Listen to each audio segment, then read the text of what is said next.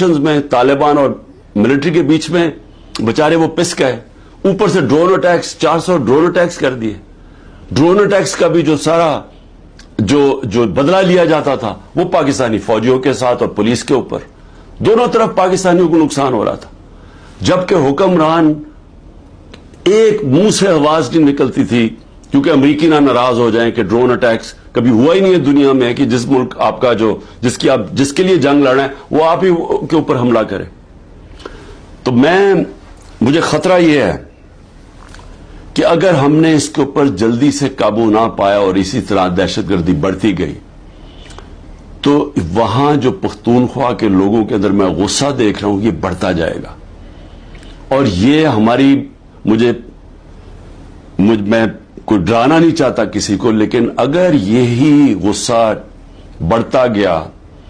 और ये उस तरफ चला गया जो